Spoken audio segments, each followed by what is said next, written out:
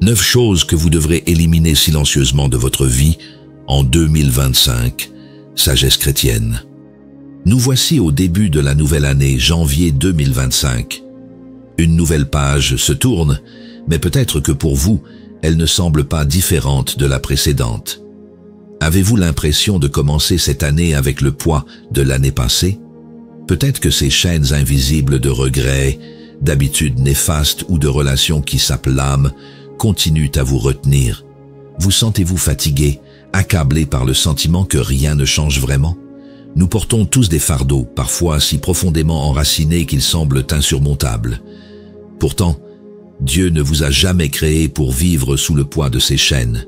Il vous appelle aujourd'hui à faire un pas de foi, à éliminer tout ce qui vole votre paix et obscurcit votre lumière. Dans l'Évangile selon Matthieu, chapitre 11, verset 28, Jésus nous invite. « Venez à moi, vous tous qui êtes fatigués et chargés, et je vous donnerai du repos. » Ces mots ne sont pas une simple consolation, mais une promesse puissante. Mais pour l'accueillir, nous devons d'abord avoir le courage de lâcher prise. Le lâcher prise n'est pas un abandon. Il exige une grande force intérieure, la force de faire face à ce qui vous affaiblit silencieusement. Il peut s'agir d'une relation toxique, d'une habitude destructrice ou d'une peur paralysante. Éliminer ces choses n'est pas facile, mais c'est une étape essentielle pour marcher dans la lumière de Dieu. Et il faut souvent le faire en silence, non pas pour cacher vos choix, mais pour vous concentrer sur ce qui compte vraiment, sans le bruit des jugements ou des attentes extérieures. Comme nous le rappelle Isaïe, chapitre 30, verset 15, « C'est dans le calme et la confiance que se trouve ta force. » Ce mois de janvier est une occasion unique. Il n'est pas trop tard pour changer, pour commencer à éliminer ce qui ne doit plus vous suivre en 2025. Imaginez une vie où votre cœur est libre, où chaque jour commence sans les fardeaux d'hier. Et si c'était l'année où vous choisissiez enfin la paix et la liberté intérieure que Dieu vous offre? Dans cette vidéo, nous partagerons avec vous 9 choses que vous devez éliminer en silence cette année. Ces enseignements, enracinés dans la sagesse chrétienne et biblique, sont là pour vous guider. Il ne s'agit pas de jugement, mais d'invitation à grandir et à vivre pleinement dans les plans de Dieu. Restez avec nous jusqu'à la fin de cette vidéo. Laissez ces mots résonner en vous et vous inspirer pour un renouveau spirituel. Si elle touche votre cœur, n'oubliez pas de laisser un like, de vous abonner, d'activer la cloche pour ne rien manquer et de partager ce message avec ceux qui pourraient en avoir besoin. Ensemble, entrons dans cette nouvelle année avec un cœur plus léger et une foi renouvelée. Commençons par le premier chapitre, lâcher le poids des rancunes silencieuses. Le début d'une nouvelle année est souvent l'occasion de réfléchir aux choses que nous portons en nous. Parmi elles, les rancunes, ces blessures invisibles que nous avons du mal à laisser derrière nous. Comme vous le savez peut-être déjà, les rancunes ne font pas seulement du mal à ceux qui en sont victimes. Elles vous enferment dans un cycle de douleur et de ressentiment. Avez-vous déjà ressenti ce poids, ce fardeau qui vous empêche de respirer pleinement, de marcher légèrement? Dans l'Évangile selon Matthieu, chapitre 6, verset 14, Jésus nous enseigne « Si vous pardonnez aux hommes leurs offenses, votre Père céleste vous pardonnera aussi. » Ces paroles ne sont pas seulement un commandement. Elles sont une clé de libération, un acte de foi qui vous rapproche de Dieu et vous libère des chaînes invisibles du passé. Je me souviens d'une fois où j'ai dû pardonner à quelqu'un qui m'avait profondément blessé. Pendant des semaines, voire des mois, j'ai entretenu cette rancune, pensant qu'elle me protégeait. Mais en réalité, elle m'épuisait, comme une flamme qui consume lentement tout ce qui l'entoure. Ce n'est que lorsque j'ai osé prier pour cette personne en silence que j'ai senti un poids s'envoler. Le pardon n'a pas effacé la douleur, mais il m'a permis de marcher à nouveau dans la lumière. Éliminer la rancune ne signifie pas oublier ou excuser ce qui a été fait. Cela signifie choisir de ne plus être contrôlé par ses blessures. Dieu ne vous appelle pas à nier vos souffrances, mais à les lui confier pour qu'il les transforme en paix. Comme le dit Paul dans sa lettre aux Éphésiens, chapitre 4, versets 30 et 1, que toute amertume, toute animosité et toute colère disparaissent de votre cœur. Les rancunes sont comme des pierres dans votre sac à dos. Elles rendent chaque pas plus lourd, chaque ascension plus difficile. Imaginez-vous libéré de ce poids, capable de marcher avec légèreté. Ce n'est pas un rêve inaccessible. C'est une réalité que vous pouvez embrasser, une décision que vous pouvez prendre aujourd'hui. Alors, en ce début d'année, prenez le temps de réfléchir. Y a-t-il une personne, une situation, un souvenir que vous devez confier à Dieu? Pardonner ne signifie pas perdre ou s'affaiblir. Cela signifie être assez fort pour choisir la paix. Et cette paix, Dieu la promet à ceux qui ont le courage de lâcher prise et de marcher dans sa lumière. Passons maintenant au deuxième chapitre. Renoncez à la comparaison silencieuse. Nous vivons dans un monde où la comparaison est omniprésente, parfois même insidieuse. Peut-être avez-vous déjà senti cette petite voix intérieure qui vous murmure « Pourquoi eux et pas moi ?» Vous regardez autour de vous sur les réseaux sociaux, dans votre entourage, et tout semble montrer que les autres ont une vie plus remplie, plus heureuse, plus parfaite. Mais cette comparaison, en apparence inoffensive, peut être destructrice. Elle vole la gratitude que vous pourriez ressentir pour votre propre vie et vous enferme dans un cycle d'insatisfaction. Dans l'Évangile selon Luc, chapitre 12, verset 15, Jésus nous met sagement en garde. « Gardez-vous de toute cupidité, car la vie d'un homme ne dépend pas de ses biens, même s'il en a beaucoup. » Ces paroles nous rappellent que ce que nous possédons, ce que nous accomplissons, ou même l'image que nous projetons ne définit pas notre valeur. Notre vraie richesse réside dans notre relation avec Dieu, qui nous voit tels que nous sommes, sans artifice. La comparaison est une bataille intérieure que nous ne gagnons jamais. Mais avez-vous remarqué qu'il s'agit souvent d'une question de perception? Ce que nous pensons être enviable chez les autres peut être loin de leur réalité. Une famille qui semble parfaite sur une photo peut cacher des luttes silencieuses. Un succès apparent peut dissimuler une grande solitude. En renonçant aux comparaisons, vous choisissez de voir votre vie à travers les yeux de Dieu, qui ne compare jamais ses enfants entre eux, mais qui aime chacun d'eux d'un amour unique et parfait. Je me souviens d'une époque où je me sentais insignifiante face aux réalisations des autres. Mais en ouvrant la Bible, j'ai découvert une vérité réconfortante. Dieu m'a créé unique, avec un plan et une mission spécifiques pour ma vie. Ce que je percevais comme un manque ou une faiblesse était en fait une occasion pour lui de se manifester à travers moi.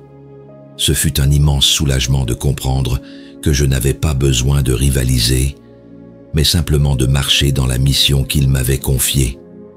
Renoncer à la comparaison, c'est accepter que Dieu a un plan parfait pour chacun d'entre nous.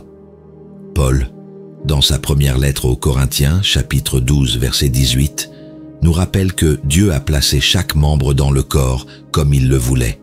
Nous avons tous une place unique dans son dessein, et ce qui semble être une faiblesse peut devenir une force lorsque nous lui faisons confiance. Imaginez une vie où vous ne vous comparez plus, où vous marchez en paix, confiant que Dieu travaille pour votre bien. Cette liberté est accessible. Prenez aujourd'hui la décision de détourner votre regard de ce que les autres possèdent pour voir les bénédictions uniques que Dieu a placées dans votre vie. Explorons maintenant le troisième chapitre. Libérez-vous de la peur de l'opinion des autres.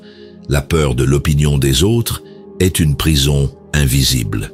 Combien de fois avez-vous hésité à agir, à parler ou simplement à être vous-même parce que vous craignez le jugement des autres?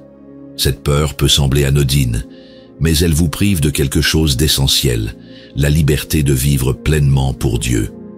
Vous êtes-vous déjà demandé combien de décisions importantes vous avez mises de côté par peur de déplaire aux autres?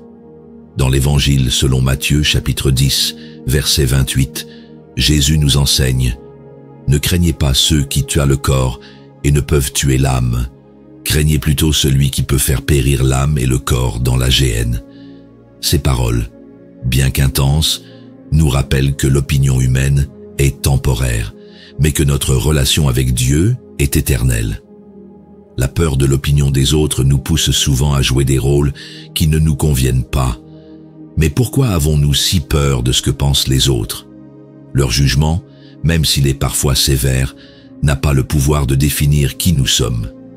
Dans l'Apocalypse chapitre 3, verset 8, Jésus nous rappelle « Voici, j'ai mis devant toi une porte ouverte, que personne ne peut fermer. » Cette image de la porte ouverte est un symbole puissant. Dieu a préparé un chemin pour vous, et aucun regard extérieur ne peut en bloquer l'accès. Alors, marchez avec confiance et laissez tomber cette peur. Je me souviens d'une fois où j'ai hésité à prendre position par peur d'être incompris.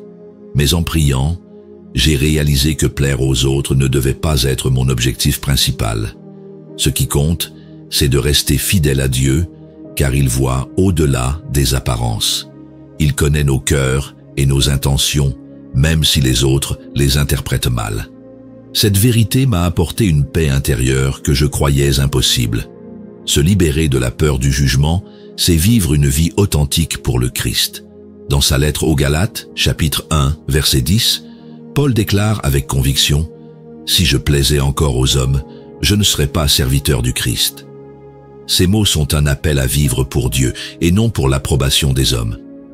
Imaginez une vie où vous marchez sans cette crainte, où chaque pas que vous faites est guidé par votre foi et non par l'opinion des autres.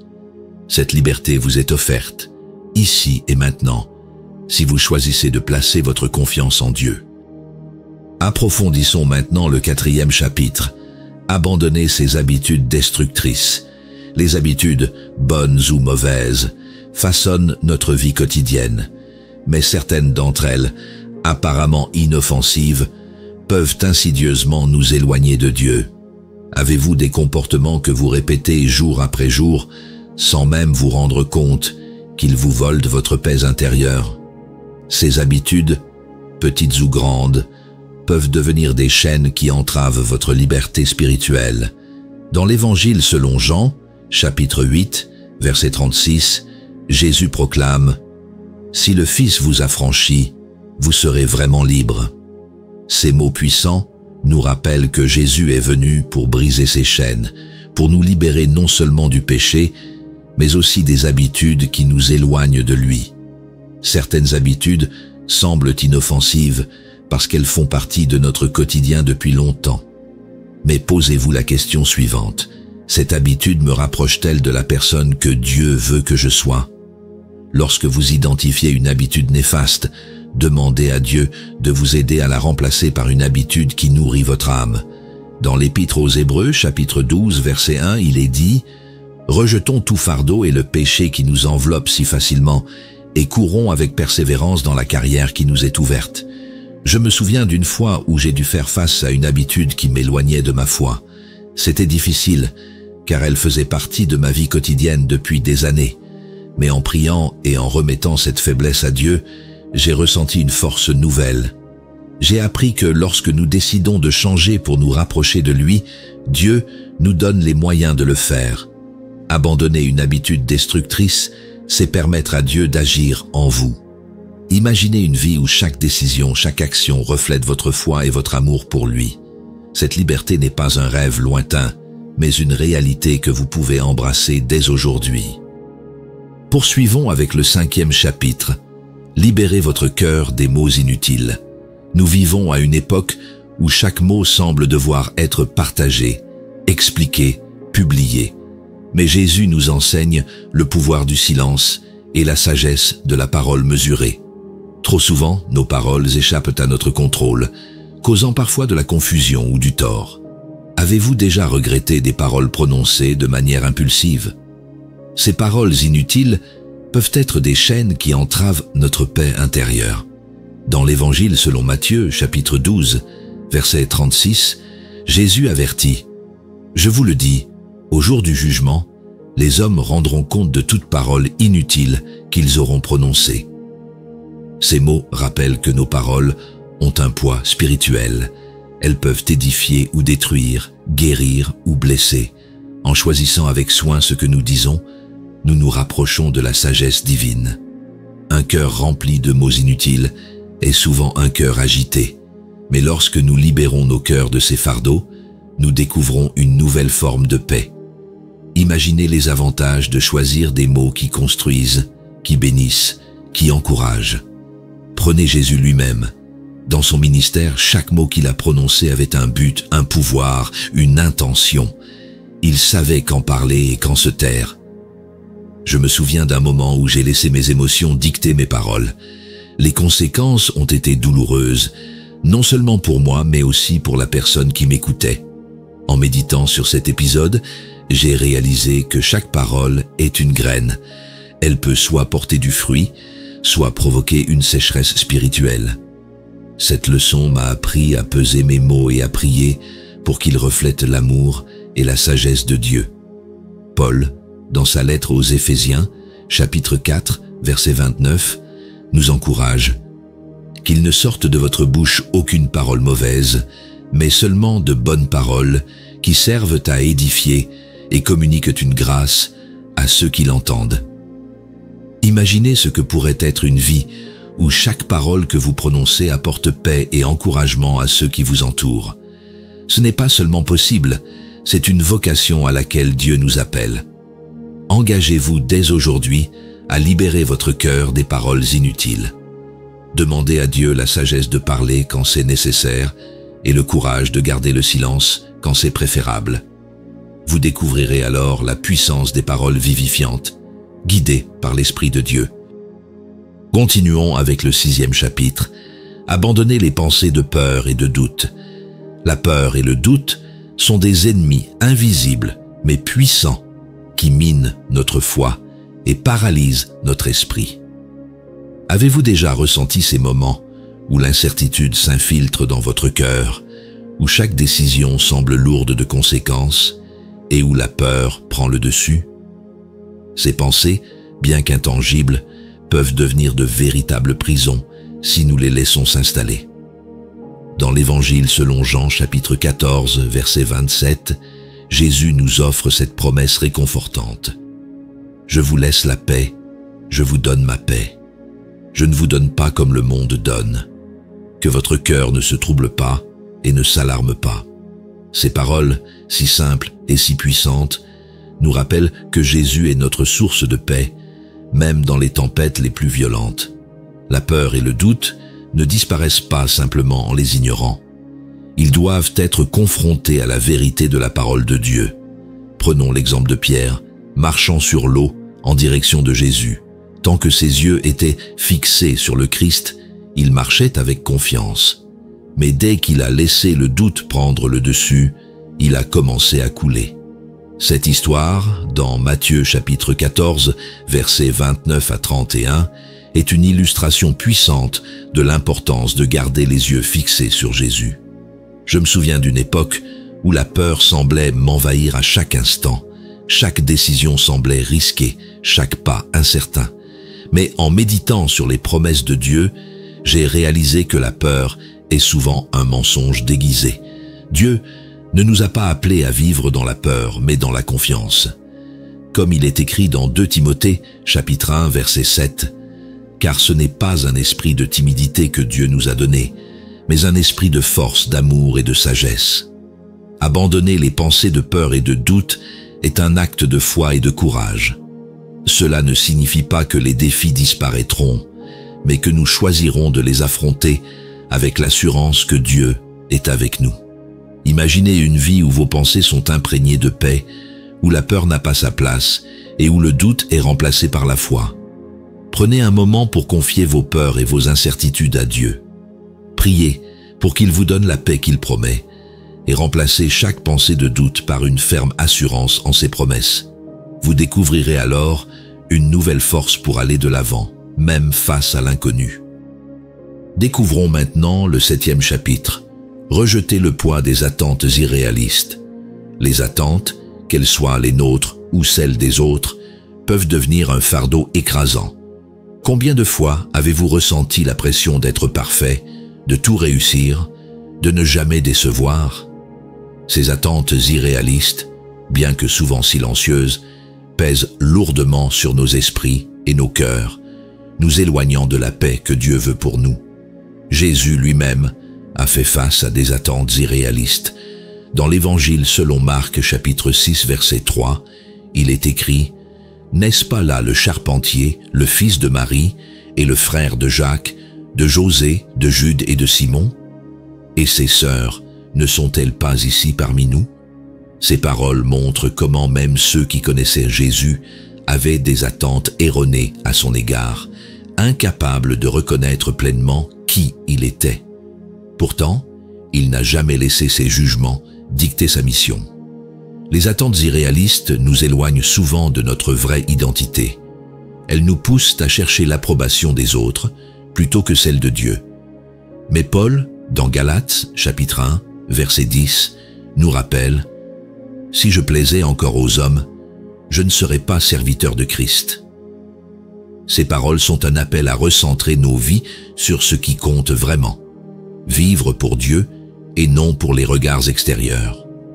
Je me souviens d'une époque où je me sentais submergé par les attentes des autres. Chaque décision semblait être examinée à la loupe, chaque erreur amplifiée. Mais en m'appuyant sur la parole de Dieu, j'ai appris à me libérer de ces chaînes invisibles. J'ai compris que ce qui compte, ce n'est pas ce que les autres pensent, mais ce que Dieu voit en moi. Cette prise de conscience a été libératrice. Dans la vie quotidienne, ces attentes prennent souvent la forme de pression sociale ou familiale, qui nous poussent à nous conformer à des normes qui ne reflètent pas notre vocation divine. Elles peuvent aussi venir de nous-mêmes, lorsque nous nous imposons des objectifs irréalistes ou que nous nous jugeons trop sévèrement. En rejetant ces fardeaux, nous permettons à la grâce de Dieu de nous guider et de définir nos priorités selon sa volonté. Rejeter le poids des attentes irréalistes est un acte de foi. C'est accepter que nous ne sommes pas parfaits, mais que Dieu nous aime dans notre imperfection. Imaginez une vie où vous marchez en liberté, où chaque pas est guidé par votre foi et non par une pression extérieure. Prenez un moment pour remettre à Dieu les attentes qui vous pèsent. Priez pour qu'il vous montre l'essentiel et vous donne la force de marcher dans sa volonté. Vous découvrirez alors une paix et une liberté que rien ni personne ne pourra vous enlever. Continuons avec le 8e chapitre. Briser les chaînes des relations toxiques. Certaines relations, apparemment importantes pour nous, peuvent devenir des fardeaux qui ralentissent notre marche spirituelle. Ces relations toxiques, empreintes de manipulation, de jalousie ou d'abus, ne nous rapprochent pas de Dieu, mais nous éloignent de sa paix. Peut-être vous sentez-vous prisonnier d'une relation amicale ou familiale qui vous épuise émotionnellement, vous laissant vide et sans espoir. Dans l'Évangile selon Luc, chapitre 6, verset 31, Jésus nous enseigne « Faites pour les autres tout ce que vous voudriez qu'ils fassent pour vous ». Cette règle d'or, bien que simple, nous pousse à réfléchir à la qualité des relations que nous entretenons. Si une relation n'est ni porteuse de respect, ni d'amour mutuel, alors elle mérite d'être réévaluée. Je me souviens d'une amitié qui semblait importante, mais qui, au fil du temps, s'est transformée en une source constante de tension. J'ai prié pour la paix, mais je ne comprenais pas pourquoi Dieu semblait rester silencieux. En méditant, j'ai réalisé que Dieu nous demande parfois de lâcher prise pour faire place à sa paix. En coupant les ponts avec cette relation, j'ai découvert un soulagement que je n'aurais jamais cru possible. Rompre ces chaînes ne signifie pas que nous devons cesser d'aimer ou de prier pour les personnes concernées. Il s'agit simplement de reconnaître que certaines relations ne sont pas conformes à la volonté de Dieu pour notre vie. En nous éloignant, nous laissons Dieu travailler dans le cœur des autres, tout en nous protégeant de leurs influences négatives. Paul, dans sa 2e lettre aux Corinthiens, chapitre 6, verset 14, déclare « Ne vous mettez pas sous un joug avec des incroyants ». Bien que cette exhortation s'applique principalement à la foi, elle peut aussi être une invitation à évaluer nos relations en fonction de leur capacité à nous rapprocher de Dieu. Ces paroles nous encouragent à choisir la lumière, même si cela signifie laisser des relations dans l'obscurité. Priez pour la sagesse divine. Demandez à Dieu de vous guider dans vos relations et de vous donner le courage de vous éloigner lorsque c'est nécessaire. Vous découvrirez alors que l'amour de Dieu suffit à combler le vide laissé par une relation abandonnée. Terminons avec le 9e chapitre. Adoptez une discipline silencieuse pour un cœur en paix. Dans un monde bruyant, où les opinions sont criées et les vies exposées, la discipline du silence est une arme spirituelle souvent oubliée. Ce silence n'est pas une absence, mais une présence, celle de Dieu à l'œuvre au plus profond de nos cœurs. Adopter cette discipline, c'est choisir de mettre Dieu au centre de notre vie et de trouver la paix en sa présence. Dans l'Évangile selon Matthieu, chapitre 6, verset 6, Jésus nous dit « Mais toi, quand tu pries, entre dans ta chambre, ferme la porte et prie ton Père qui est là dans le secret. » Ce verset nous rappelle que les moments les plus transformateurs ne se passent pas sous les projecteurs, mais dans l'intimité de notre relation avec Dieu. Je me souviens d'une époque où ma vie semblait chaotique, chaque décision étant alimentée par des attentes extérieures. En choisissant de me retirer régulièrement dans le silence de la prière, j'ai découvert une paix profonde et inexplicable. Ce n'était pas une fuite, mais un retour à la source, un rappel que Dieu est toujours là, prêt à nous restaurer. La discipline du silence signifie également apprendre à écouter. Trop souvent, nos prières ressemblent à des monologues. Mais dans le silence, Dieu parle. Il nous guide, il nous console, il nous révèle ses projets. Ce silence devient alors une force, une manière de se recentrer sur l'essentiel. Dans sa lettre aux Thessaloniciens, chapitre 4, verset 11, Paul exhorte « Faites tout votre possible pour vivre en paix, pour vous occuper de vos propres affaires et pour travailler de vos mains. » Cette invitation à une vie paisible et discrète est une clé pour embrasser une existence remplie de la grâce de Dieu. Prenez aujourd'hui la décision de cultiver ce silence dans votre vie. Offrez à Dieu ces moments intimes où il peut vous façonner loin de l'agitation du monde. Vous découvrirez que dans ce silence, une force est libérée, une force qui vous soutiendra à travers tous les défis. Vous voici au terme de ce voyage, un chemin ponctué d'exploration spirituelle et d'invitation à transformer votre vie en profondeur. Les 9 chapitres que nous avons parcourus ensemble ne sont pas de simples suggestions, mais des clés pour ouvrir la porte à une existence plus paisible, plus alignée sur les promesses de Dieu. Peut-être vous sentez-vous encore accablé par des poids invisibles, des relations brisées ou des pensées qui tourmentent votre âme. Mais sachez ceci, Dieu vous appelle à une liberté que rien ni personne ne peut vous enlever. Imaginez une vie où chaque acte, chaque pensée, chaque relation reflète la lumière de Christ. Dans l'Évangile selon Matthieu, chapitre 11, verset 28, Jésus dit « Venez à moi, vous tous qui êtes fatigués et chargés, et je vous donnerai du repos. » Ces paroles ne sont pas de simples encouragements, elles sont une invitation divine, un rappel que Dieu désire porter vos fardeaux et vous offrir une paix durable. Il n'est pas toujours facile de renoncer à ce qui nous retient, surtout lorsque ces choses, ces relations ou ces habitudes semblent faire partie intégrante de notre vie. Mais rappelez-vous, le renoncement n'est pas une perte, c'est un gain. C'est l'occasion de laisser la place à Dieu pour qu'il travaille en vous, pour qu'il vous guide vers une existence où règne son amour et sa paix. Lorsque vous choisissez d'abandonner ce qui vous éloigne de Dieu, vous ouvrez la porte à une transformation spirituelle profonde.